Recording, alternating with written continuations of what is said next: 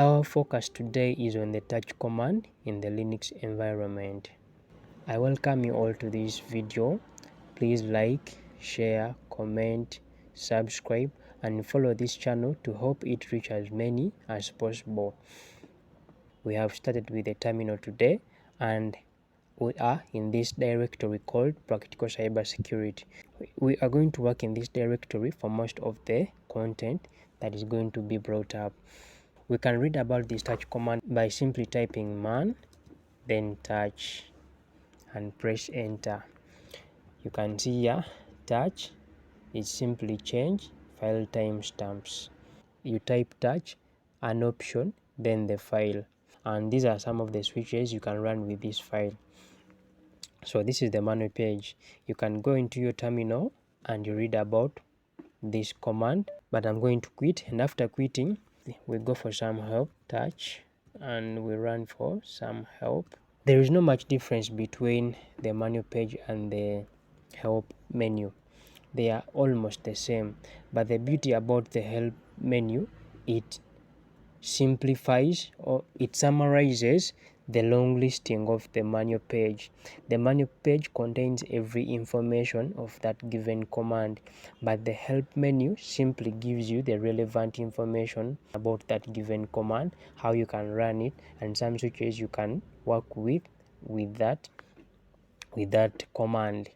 And we are going to run some of these switches as you can see them here. We have already run this switch, the help switch, we've done that. And another switch we can run is touch and version, and as you can see still we have 9.4 version. Most of these commands are going to be having 9.4 because my system's version of commands is 9.4. So all the commands have 9.4 version, and in the coming videos we may not run this switch on these commands because they have the same version. When we want to create a file, first of all we list the contents of this directory to see if we have anything in this directory. And as you can see, our directory is empty. There is nothing in this directory. Since there is nothing in this directory, we are going to create some files. How are we going to do this? That's very simple. We type touch, then the file name, we call this test.txt, and we press enter. Once we press enter, we list the contents, and as you can see, this file has been created and we have the file test.txt. We can also create more than one file at the same time using the touch command. By simply typing touch, we can name this as practical.txt, and another file we can say cyber.txt. Another file we can say security.txt, and we press enter. And as you can see, when we pressed enter, the command executed successfully. When we list the contents of this directory, we see that now we have different files, and these three we have created at the same time using the touch command. In this directory now we have these 4 files, and we have just simply typed touch and then the file name. Now we can look at some of the switches this command comes with by simply going to the help menu to see these switches. The first switch we are going to work with is this -a. -a simply means change only access time. An example I can give you here is your phone. When you are using your phone and you take a long time without accessing some applications, it will send you a notification and it will tell you you have taken something like 7 days without accessing this application. Please visit this application. And once you visit that application, you have accessed that application. So that time of 7 days will be wiped away, and this application will register a new time. That is the time this -a really caters for on Linux files. Once you access the file, this access time changes. It only works on the access time. And first we have, when we list the contents, we have these files. We can try reading about these files by simply typing ls -la. And when you look at these, we have some statistics. Maybe we can also include the H for human readable minus LAH. And once we list this, we see that this directory, practical cybersecurity, has not yet taken much space because most of the files here are almost empty.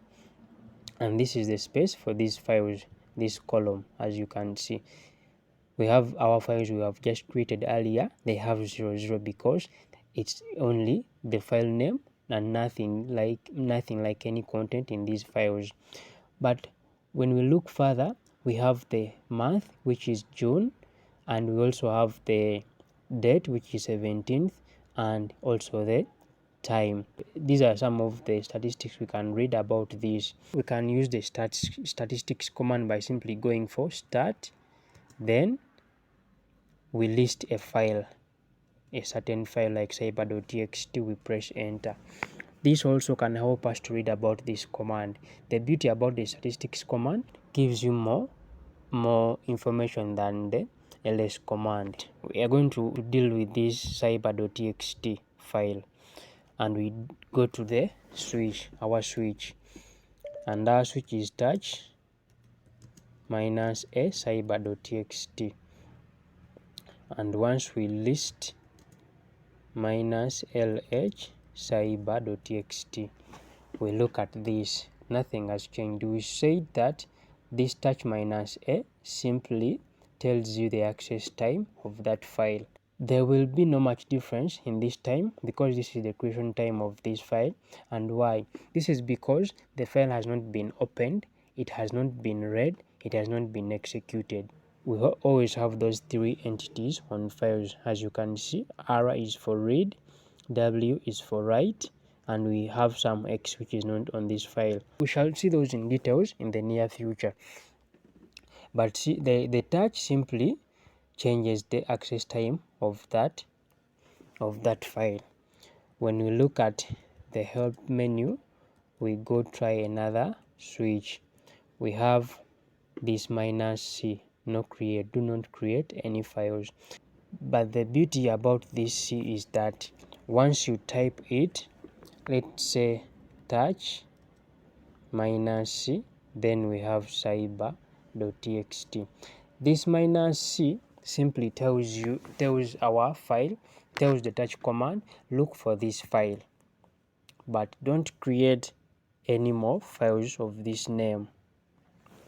That is why when we ran help, it told us no create, do not create any files. And what this means is that when we say touch minus c cyber.txt, this command is going to look for this file cyber.txt in our subdirectory, and once it does not find this file, it's not going to create it, because we know touch creates a file. Once it does not find it there, it's not going to create it. And if we press enter, we shall see nothing much has changed, no more file has been created. But once we type touch and then cyber.txt